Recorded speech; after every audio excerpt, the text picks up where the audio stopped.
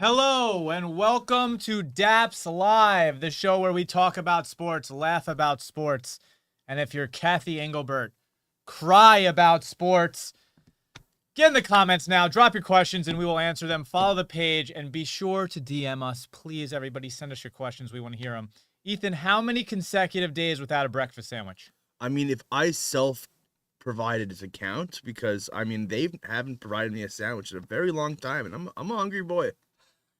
Ethan, listen, it's been an exciting day for you, or at least 24 hours. You finally got your Instagram account back that I believe was hacked. Is that EMT correct? Cards, shout out EMT Cards. Go drop a follow. Guys, go follow EMT Cards if you need information about sports cards and how to make money. This man will make you profits larger than anyone else in the entire country. Yep. Second game of the wild card series. The Dodgers advance. Is anybody surprised? I don't think so. Listen. The Dodgers do what the Dodgers always do. They came in and they just beat the shit out of everybody with their bats. And their bullpen is atrocious. By the way, Yamamoto yesterday lets up 2 runs. He's been lights out. Those last 10 games are absolutely disgusting. Lets up 1 or 2 runs per game. He lets up 2 runs early. Maybe the Dodgers are like, uh-oh, our ace, all of a sudden, he just let up all these runs early. Are we about to lose? Our bullpen stinks. Nope. Dodgers come out and just smash. I think they smashed. Let me see it real quick. 1 in the 3rd, 2 more in the 4th, and then they opened up in the 6th for 4 more runs. They absolutely deploy their bats. And again, Ohtani, not that he didn't have a hit, but Ohtani doesn't really have to show up every game. He can show up every other game. Mookie Betts, you know what he batted yesterday, Ethan? 800, 4 for 5. Had, I don't know if it was 2 or 3 doubles. Listen to this stat, Ethan. Mookie Betts has 25 postseason doubles. There's only 2 players in MLB history who have done that. Derek Jeter, Bernie Williams of the Yankees. What do you think about that? I mean, being in the playoffs is the hardest part about getting that stat. Mookie Betts is one of the greatest baseball players of all time at this point. I mean, this is his 4th World Series if he goes to it. I mean, he is just a total legend, totally unheralded because he plays behind Ohtani, but also a really sharp man. Like, his podcast is great. He's a fantastic bowler. He's just a good overall human. Like, I'm Mookie Betts. I mean, up. Plus on Mookie Betts. Plus for sure. Listen, the real question, though, Ethan, is, are the Dodgers amazing or do the Reds just suck? Dude, the Dodgers are so good that you have me wearing a Dodgers hat. Like, that's amazing. Being smashed by the Dodgers is a privilege. I'm just, like, look at the roster. I mean, it's the most expensive in the league, as it should be. Like, their bullpen has Clayton Kershaw and Rocky Sasaki in it. The Marlins bullpen has a bunch of Hispanic guys you've never even heard of. Well, listen, the Reds, in terms of payroll, had no business being where they even got to. So, you know, kudos to the Reds. Yeah, Ellie. I think they were 22nd or 23rd in overall payroll. The Marlins coming in last at $85 million, which is basically 25% of the Yankees or the Mets. They get or paid the in Dodgers. Twinkies. So it just shows you how disgusting it is that the Mets lost to the Marlins, having a 25% of the payroll the Marlins have. So. But I will say that of all the teams in the playoffs, Ethan, the top 10, the Blue Jays, the Yankees, the Dodgers, the Padres, the Phillies, all these teams are in top 10. The only teams outside of the top 10 who make it were the Detroit Tigers. You know, kudos to the Tigers for doing what they do with their payroll. Also the Mariners, you know, coming in 14th, 15th, 16th, and the Reds. So impressive for those teams to make it here, but the truth of the matter is you have to spend money to be in the playoffs. The Blue Jays, who, you know, I don't think anybody thought the Blue Jays were a great team and they were going to get as far as they did and win the division. And guess what?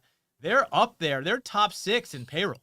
Yeah, right? they spend tons of money, and Moneyball is dead. Like, the A's would never make it nowadays. Every year it's just a new bag holder that wins the World Series. Listen, money wins games, you know, like, people complain like the Yankees spend, the Dodgers spend. You're just jealous your team doesn't spend. That's what I am. When people say, like, oh, you gave them too much money, bro, it's not your money, dude. Who cares? It's a billionaire's money. Let him spend. Let him spend. Let us cook. Let him spend. Now, Shohei is on the mound, okay, for game 1 against the Phillies. Oof. What do you think about that? Oof. If he comes out there and goes 5 unearned, hits a home run. It's just another legacy game. This guy's stacking legacy games, and I mean, he's the GOAT, bro. Like, why are we still here talking about other guys? I couldn't even name you the number 2 GOAT. Look at this man. America's pastime is now an Asian sport. Now, Bryce has a question for you, Ethan. Okay, weird question. Who do I play, Ramondre Stevenson or Travion? Bucky is out. Yeah, I'm starting Travion because if you really watch the games, Travion's not fumbling the ball. He's getting a couple yards down, and I don't know who the Patriots are playing, but most of the time, they're playing the Bills. Most of the time later in the season, they tend to put their bag into the younger guy because they have fresher legs. I like that. I like that because I have Travion as well. Back to the series. The Dodgers, because their bullpen has been so shitty this year, they don't have home field advantage, Ethan. They're going to go to Philly for game 1. Ohtani is pitching.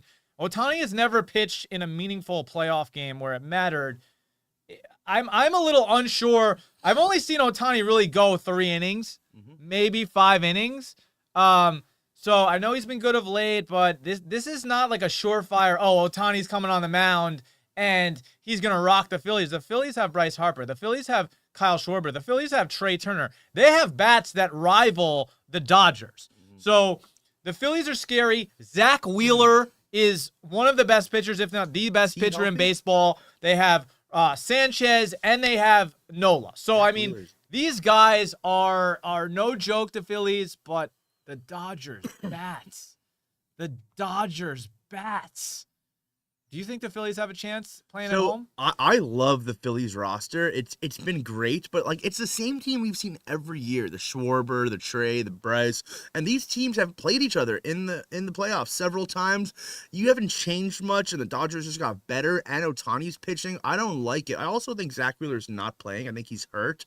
So yeah, I don't have faith in the Phillies. Also, as a Marlins fan, I hate the Phillies. So Evan Sloan says if Philly hits Ohtani in the first 2 innings, it's game. And I tend to agree. I don't think Ohtani is a lights-out pitcher in the playoffs. But listen, Ohtani may be the greatest baseball player of all time. And if he pitches well in this postseason, I think that's going to solidify him as the greatest pitcher of all time. Tell Mr. Sloan to worry about his Yankees today because I don't know if they're making it out of the game. I mean, look, finally they started Jazz Chisholm and Ben Rice, who literally won the game for them. I hate this Moneyball idea or this like stats idea of like, let's not play our best players because the stats say a lefty's on the mound. Mr. Sloan has already responded and said he's not worried. Let's use that to get over to the Yankees Red Sox. It's winner take all today in New York. Yankees win game 2. They lost game 1 on the heels of Yankees fans exploding, Evan Sloan included, that both Ben Rice and Jazz Chisholm were not in the lineup. Ben Rice, who's swinging a super hot bat, and Jazz Chisholm, who the Yankees traded from the Marlins to acquire for situations just like this. And what happens? In game 2, Jazz Chisholm comes up. He gets walked, I believe. I don't think he got a hit, but he gets on first base. And then what does he do with his legs? He turns a single into a run. Huge momentum swing for the Yankees, and they end up winning. Do you think Aaron Boone will make a bonehead Boone decision again today? Dude, I think Aaron Boone has like nudes of the owner's wife or something because he should have been out of that team so long ago. You know what crushes me? I checked the Yankees depth chart and they have Stanton and fucking Jazz Chisholm batting back to back. As a Marlins fan, it kills me. They're just basically our dads at this point. But yeah, no, I expect a Yankees bonehead decision in the 4th. They'll like walk 3 batters for no reason and just lose the game. Well, you might think I'm a Mets fan and I don't know anything about the Marlins, but I'm an avid baseball fan, Ethan, and I remember a time where the Marlins outfield was Marcell Ozuna, Gio Stanton, and Christian Yelich. Yeah. I mean, these guys went on to be absolute sluggers with the bat, and to think what could have been if Derek Jeter didn't take over the team and then do backdoor deals with the Yankees and then shovel all those players there. Yeah, and we had JT Realmuto, who's at this point is a Hall of Fame catcher. We have Jazz Chisholm, who's probably the best second baseman in the league. And we had a guy who can drive a boat who just ruined the whole team. Well, Evan Sloan says, having said that, I feel like he might make that bad decision. Aaron Boone, not the brightest, pulls Max Fried the other night as well. Maybe this series should have already been over. The great part about having home field in the wild card, though, is that the Yankees are home. They get to play at Yankee Stadium, where the fans are rowdy. They're going to be screaming. October baseball at Yankee Stadium, it's an energy that not most get to experience. It's absolutely insane, especially when they're winning. Overrated. Overrated. Not a real field. There's a bunch of casuals in there with money in their pocket. These guys are not real Yankees fans. These guys are just rich people from New York. It's disgusting. They're not a shitty franchise. I hate the Yankees. I mean, this seems like a direct shot at Mr. E right now. No, I love Mr. E. I just hate the Yankees. Okay. Now, who do you have tonight is the real question, Ethan. Well, I looked at the Red Sox team, and they're terrible. I don't know why they're even here. They have Trevor Story and Alex Bregman as their 1-2 punch. None of the young cats on that team are even playing or healthy. They're lucky Roman's not out there. You want to hear something? The Red Sox suck, but they're still going to win today because that's what the Yankees do, baby. What's hysterical is that Evan Sloan said classic Marlins fan, and I have no idea what a classic Marlins fan is. Yeah, all five of us. There's so little of them. I don't know if they have any classics. The next thing, though, I do want to bring up. Cleveland and San Diego both win out. So, again, same thing that happened in the Red Sox-Yankees series. This is a very interesting wild card week. And this is what's so cool about the wild card. And I was talking to some casual fans this week about, why is this so important and having home field, and why is it only 3 games? It should be 7 games. That's what makes it cool. This 3-game wild card makes it more like a March Madness, right? Mm-hmm. So you're winning, you're in. It's not you winning, you're in, but you got to win 2 and it's over. So Cleveland, San Diego, and the Yankees all split the series, and now we've got a very interesting day ahead of us. I believe the Guardians-Tigers game started as we started this show, which is really cool. So that game's going to end in 3 hours. 2 hours after that, Padres or the Cubs are going to be in. And then 3 hours after that, Yankees, Red Sox. So Cleveland and San Diego, the importance of home field, Ethan, in these situations is just massive, right? Because having your fan base behind you, also to have, the away team in the wild card is at such a disadvantage because you have to win 2 games on the road. Mm-hmm. Right? And if you do win 1, now you're in a pivotal game 3, win or go home situation. Do you like Cleveland, San Diego, Chicago? Who do you like right now, sitting today? Well, let's not forget that last couple of years was a 1-game playoff. And we were just seeing a 1 game where teams had to throw out the whole team, and then the next game or the next opponent, they would just be scrambling because they pitched all their good players. I like the 3-game series because I don't want it to go to 7 for these little bottom feeders. I had the Guardians because that's a tough, scrappy team. I've been watching. Those bats are hot, and they don't have anything to lose because they're not even supposed to be here. I like the Padres because they just have so much playoff success, and the Cubs are a bunch of teenagers. So, yeah, I like those 2 teams. And then, I got the Red Sox in it. Well, another story that we've briefly touched on this week is that the Astros finally missed the playoffs for the first time in 9 years, which I think everybody is just so happy about because they're cheaters.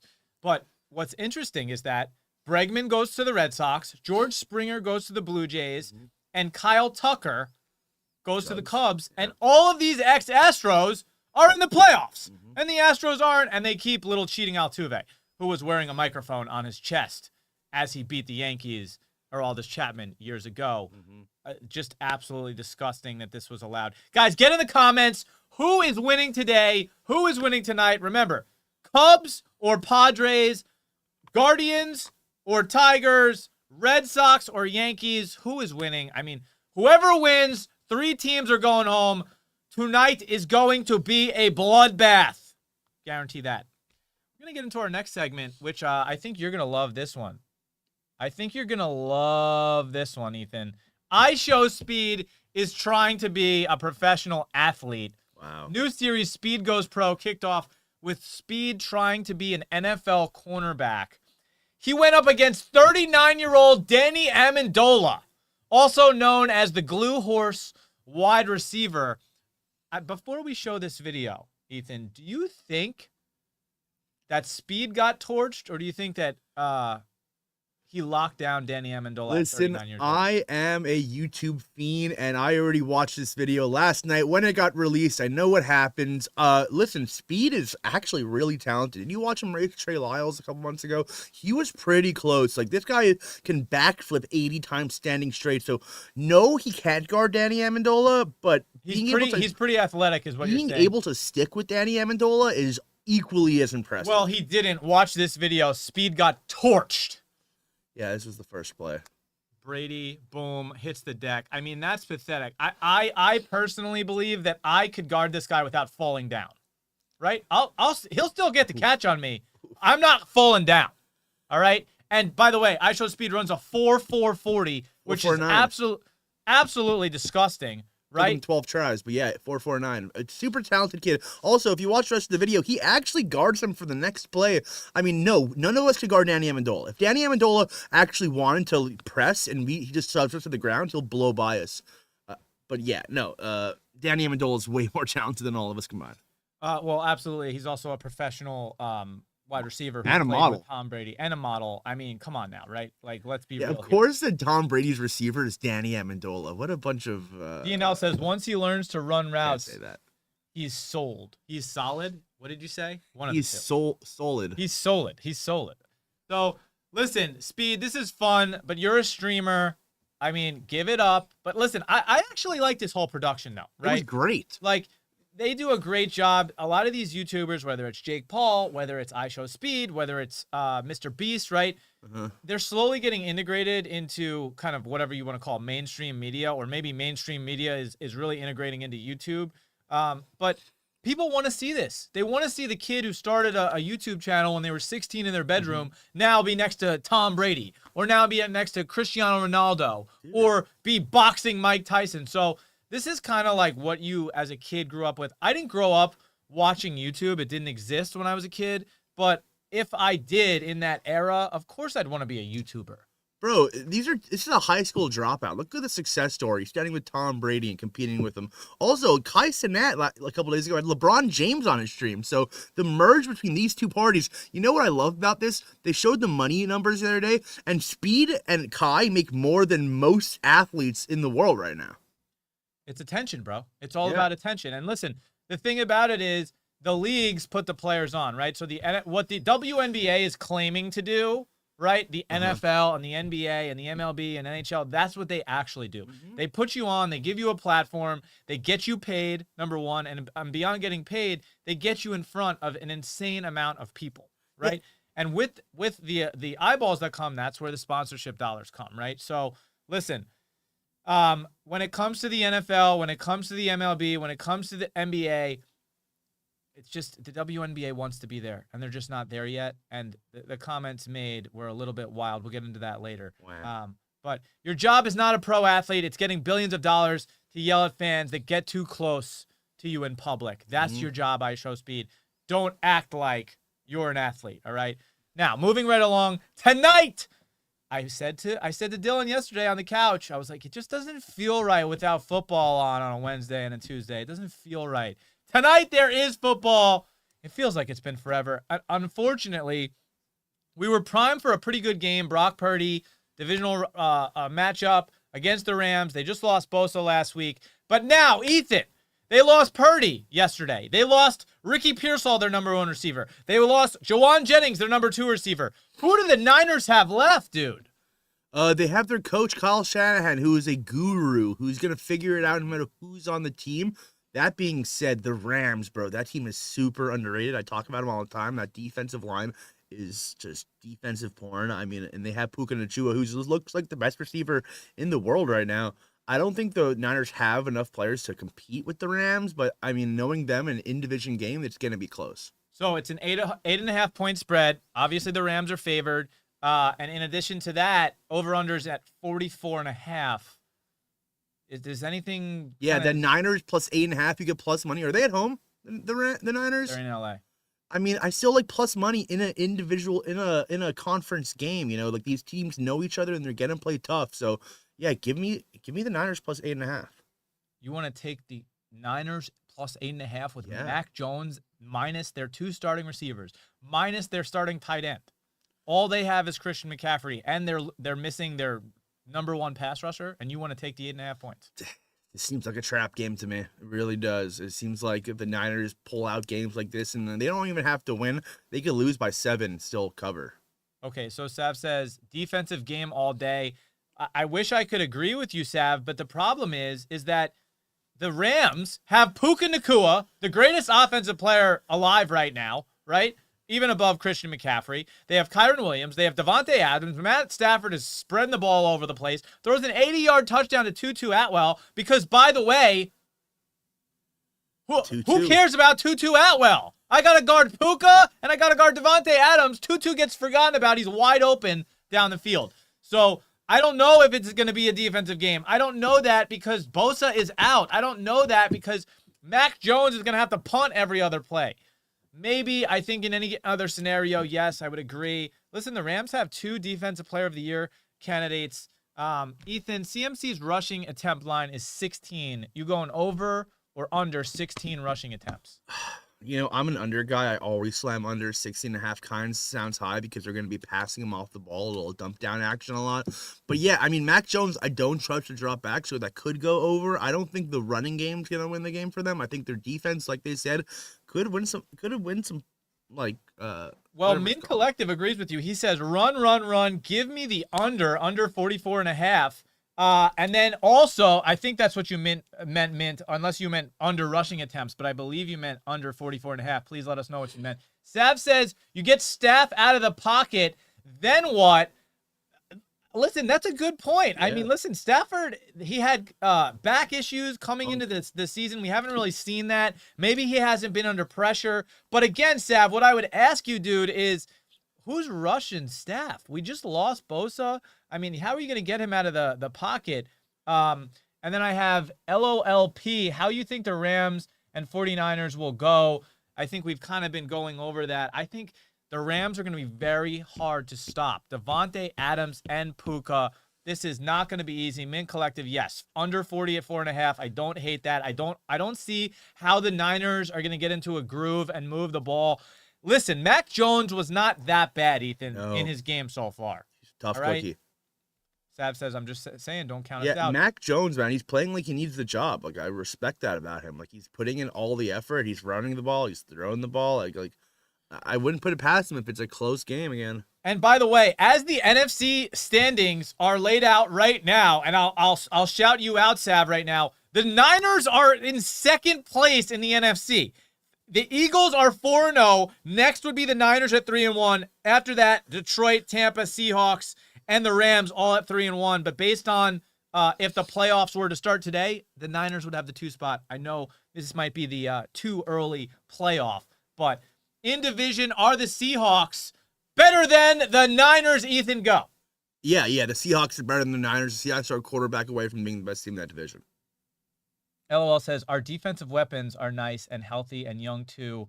And then Shiv says, over 43.5, Niners plus 8.5, CMC over 7.5 receptions, plus that. 700. Dude, who is this guy? Dude, Shiv, are you like the nuclear gambling expert that we've always wanted on this show? That sounds like a me bet. Like, whoever that is, I'm copying, pasting, and throwing it in today. Shiv, what I love about that is plus 700. I mean, Christian could easily get 8 receptions. Oh, yeah, he can get 8 receptions for 8 yards. Like, he's just going to get dumped down all the time. I like this take. Who is this guy? He needs to be on the show. He can have my job. Listen, the 49ers need a French Revolution in their medical department, though. Listen, again, I'm really, after this show ends, Shiv, I'm going straight to the DraftKings Sportsbook, and I'm going to check if I have plus 700 on that alt 7.5. How do you have DraftKings? You live in California. No. Oh, yeah, that's a great, totally. I'm going to send it in. I'm going to send it in New York. Mail-in ballot. Hey, DraftKings, can you call us because we need to finagle some stuff. Shiv says he's averaging 10 with Mac Jones. Wow.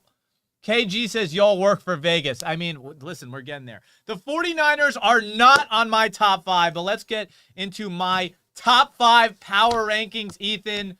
Ethan, listen. Wow. I know you and we tend to disagree sometimes, but I think you're going to like this, all right? Coming in at number 5, the Los Angeles Rams. Matthew Stafford has the best receiver in the league right now, and he has Davante Adams, who I think a lot of people are going, oh, well, he's getting up there in age. He's not going to be He looks awesome, Ethan. What do you think about Davante right now? Listen, as a number 2 guy on a team, like he's probably the best number 2 in maybe NFL history at this point. This guy could be a Hall of Famer. He looks electric. The routes are still there. He's never been a top end speed guy. He's a route runner, and if Matthew Stafford's your quarterback, he's gonna give you some balls. Now, listen, I do want to say the Rams have had a pretty easy schedule so far. Their 3 wins all came against the AFC South. They beat the Texans 14-9. They destroy the Titans 33-19. They beat the Colts last week. Their sole loss coming to the Eagles, who, by the way, they should have beat had they not had that field goal blocked. Now, if the Rams beat the Eagles, I think that you would have to put them in either the number 1 or the number 2 spot in the power rankings. Guys, also, by the way, we want to hear your power rankings in the comments. Please let us know what you think. Coming in at the number 4 spot, I'm going to put the Detroit Lions. What do you think about that, Ethan? I mean, the Lions lost to the Packers, so I better see the Packers ahead of them. The Lions haven't beat anyone really good yet, so... Remember, guys, anybody who's watching, the Packers lost to the Cleveland Browns. Okay, number 1. And number 2, they tied the low-level Dallas Cowboys. Sav says, Colts beat themselves. Let's keep it real. Yep. Colts won that game. Yep. Hey, listen. I will say, Adonai Mitchell, that is the biggest bonehead play of the season. But at the same time, I think that's with like 13 or 12 minutes left in the third quarter. So that would have either tied the game, I believe, at that point, or the Colts would have went up a couple points. Either way, there would have been a whole lot of ball game left. When we talk about the Rams-Eagles game, though, guess what? That was the last play of the game. Okay, that was the last play of the game. Let's go to the Lions. Lose to the Packers week 1. They don't look good. And then they... By the way, next week, do you know how many points they scored on the Bears, Ethan? Like 70, but why are you lying, bro? Like, it seems overrated. After they did that, they decimated the Baltimore Ravens, and then they absolutely destroyed the Browns. So remember, the Lions destroyed the Browns 34-10, and what did the Packers do to them? They lost. Pathetic. The Packers are nowhere near the top 5 rankings. But you and I are going to agree, and by the way, the Lions get to play the Bengals this week, so they're going to score 50 points again. Then they go Chiefs, Bucks, Vikings, Commanders, Eagles. So this is really going to show you who the Lions are in the next 5 weeks. We'll see how they go up and down the Dappz power rankings. Let's get into the number 3. You're going to love this. You're going to love this, Ethan. I put your Chiefs, even though they're 2-2, in the number 3 spot. I think that a lot of people might disagree with this right now, but guess what? They didn't have Xavier Worthy week 1, and they didn't have Rashee Rice week 1. As soon as they get Xavier Worthy back, they look like the Chiefs of old. Mahomes throws for 4 touchdowns. Hasn't done that since November 2023. They looked unstoppable, put the Ravens down, even before Lamar went out. Ethan, do you like your Chiefs in the 3 spot? No, because I want you to underrate us. I don't want you to know we're number 3, because actually we're number 1. But the thing is, like, you can't put Patrick Mahomes below the 3. He's the greatest quarterback of all time. I mean, like, when has Tom Brady been under number 3? Yes, the Chiefs are still a top team. They lost to the Chargers week 1 in Brazil. Who wants to play in Brazil? And we lost to the Eagles because they're a bunch of fucking cheaters. So, yes, top 3 easily. So, listen, everybody in the comments, I want to hear if you agree that the Chiefs are at 3 is too high or too low. Of course, there's a lot of Chiefs haters out there. There's a lot of Cowboys haters out there. Sav, I'd love to hear what you think about the Chiefs. Being a Niners fan, listen, you guys know the Chiefs very well in the championship. Yeah, we know them. But at the same time, Chargers and the Eagles are the 2 losses of the of the Chiefs. They lost by 6 points to the Chargers, and they lost by 3 points to the Eagles. So it's not like the Chiefs are getting blown out. They're losing close games. The Chiefs are going to play the Jaguars, who are going to wax the floor with next week. Then they got the Lions, Raiders, and Commanders. I'm saying they're going to win 3 of their next 4. That's going to put them at, let's say, 5-3 after 8 weeks. I'm sure Ethan's rankings, by the way, spot on. Were somewhere along those in the beginning of the season. Going into the number 2 spot, the Bills, the Buffalo Bills. I mean, are you really surprised, Ethan, at the Buffalo Bills coming in number 2? The Bills have been absolutely dominant. The only reason they're not above the Eagles is because They didn't look so dominant against the Saints. Is that something we need to worry about, Ethan? No, man, because Spencer Rattler, I want to shit on this guy, but he has 1 interception through 4 games and was kind of playing very good. But no, they should be number 1, the Bills. The Eagles have like 80 passing yards the whole season. Josh Allen is better than anyone on that team combined. I will still take the Bills over the Eagles because, yeah, the quarterback play is what's going to matter. Well, listen, the Bills did have the one game against the Ravens where they came back and looked absolutely elite. But at the same time, I want you to just know who the Bills beat the last 3 weeks: the Jets, the Dolphins, and the Saints. Pathetic, more pathetic, and even more pathetic. So this is not really impressive. The first game was impressive. They beat the Ravens. They got the Patriots, the Falcons, and the Panthers coming up. Not really hard games. And then the game that everybody wants to see on November 2nd is going to be the Bills versus the Chiefs. That's the game we want to see. And we're going to jump over to our number 1 ranked team. Everybody knows who it is. It's the Philadelphia Eagles, who deserve it. They're winning games in a really weird way. I don't think they should have beat the Cowboys week 1. Then they beat the Chiefs in kind of this boring defensive game. They win by a field goal. Then they somehow get this lucky blocked field goal against the Rams at the end of the game. And then Baker Mayfield throws an interception in the red zone. And that's how they beat the Bucs. But they beat the Cowboys, Chiefs, Rams, and Bucs. This is the most impressive slate of good teams that have been beat by any team. So that's why I'm going to give it to the Eagles. What do you have to say, Ethan? Boo. That's what I have to say. The Eagles are a fucking nightmare. I have nothing good to say about them. Well, Sav says he can say the same about your Chiefs. They're cheaters, just like he said about the Eagles. Oh, love that. Card Collector says, Give keep me that this side, going. Sav. Oh, by the way, AJ Brown, said that the tweet wasn't about the Eagles and it wasn't about Jalen Hurts. Then what was it about? What was it about, AJ Brown? Stop with these cryptic on the sideline messages that you're sending out and tweeting who the hell knows what. Nothing to say, Ethan? Dude, I have nothing to say because it clearly wasn't a shot. What are we, like, stupid or something? What, does he become a rapper? Like, yeah, A.J. Brown wants out. Whoop-de-doo, obviously. Probably Devontae Smith wants out, too. The whole team probably wants out, but they're happy to be there because they're going to be surrounded by... Another team who's not in my top 5, Ethan, are the Ravens, who suck. Ethan, I hate Dan Orlovsky. I think I add a V. Orlovsky. That's the guy who walked out the back of the end zone, right? Yes, correct. Yeah, okay. He's basically a punter. He's that All right. guy. He's got great stats on the Ravens' nightmare this season, though. Henry, 6 times on first and down. Derrick Henry last week on first and second down ran the ball 6 times. 6 times! Ethan, is that acceptable to you?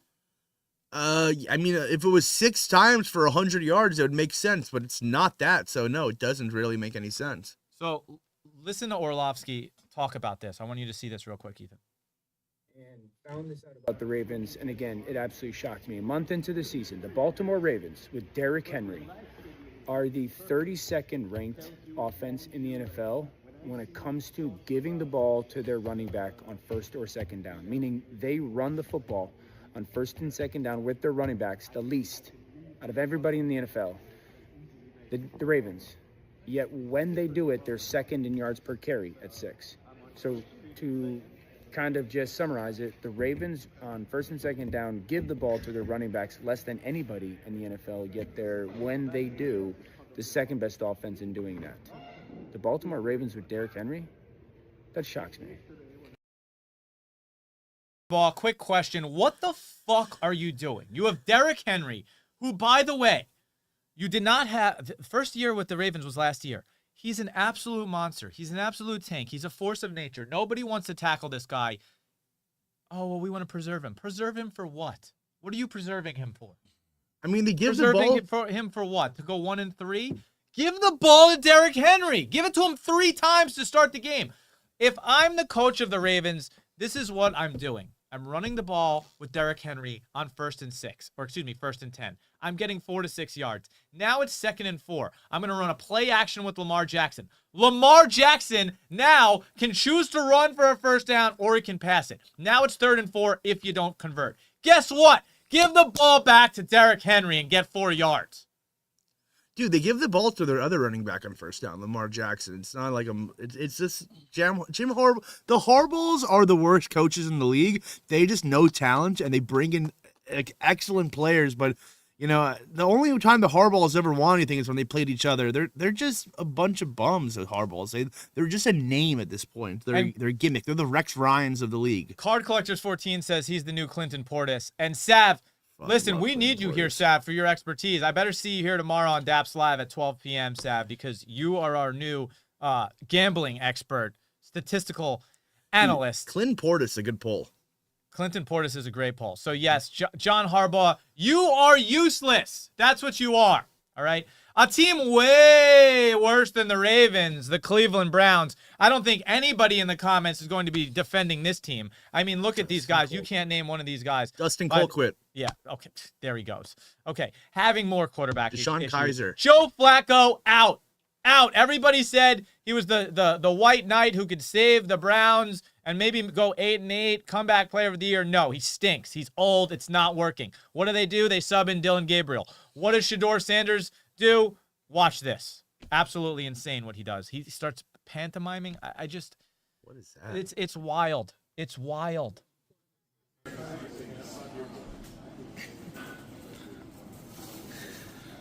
Vocally, anything to say? What a stupid haircut.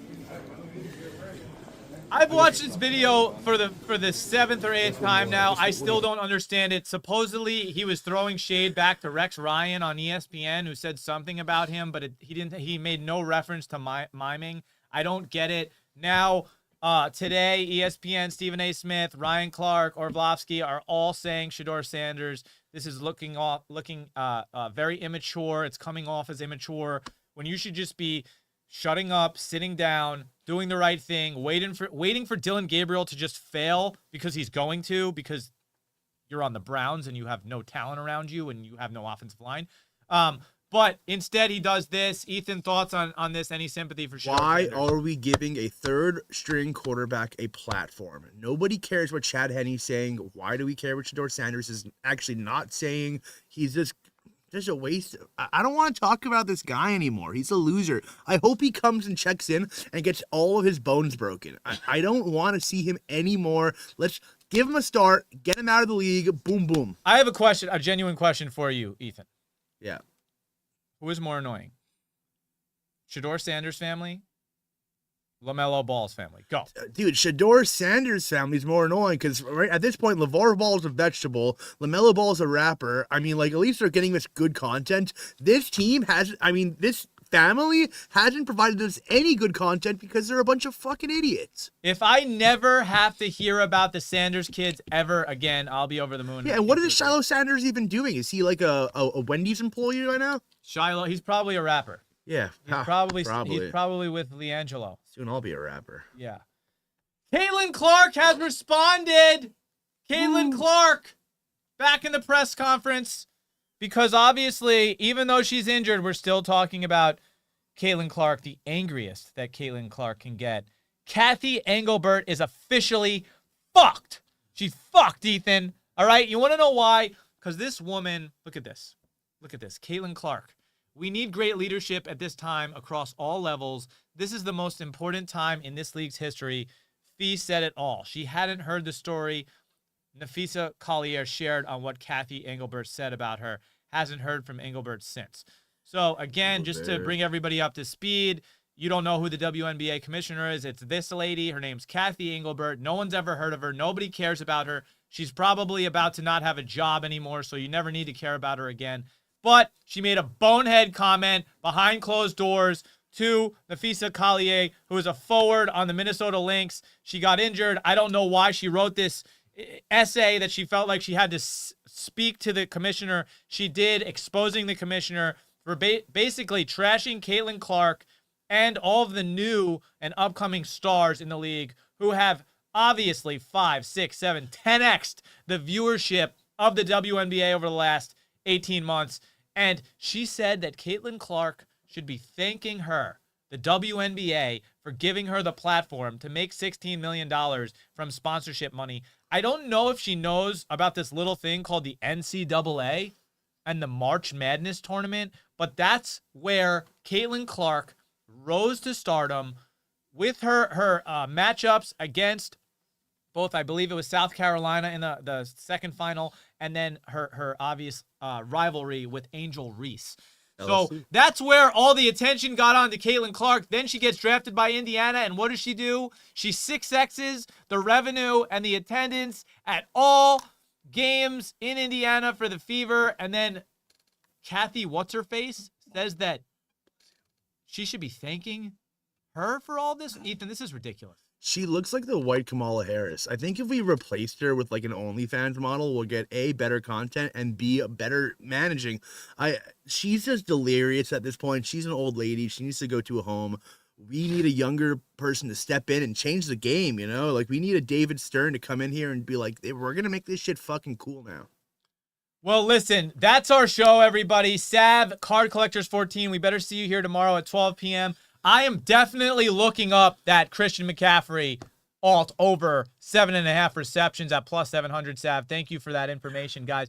Remember, Dappz Live is every day, Monday to Friday at noon Pacific time. General Managers is our fantasy show. If you guys want to chime in on fantasy, remember that's Tuesdays at 4 p.m. Pacific. The Cookbook, we produce that every single Monday and Thursday live before Monday Night Football and Thursday Night Football. So for all of our gamblers, you think you got props, anytime touchdowns, over, under, just straight money lines, that's where we talk about that, 4 p.m. We're live on TikTok and YouTube. Please follow us, like, subscribe on YouTube. It helps us out. We appreciate you guys. Up or down episode will drop. Ethan and I are going to give you a lot of sports card knowledge if you want to make some money slanging cards. All right. We will see you tomorrow, 12 p.m.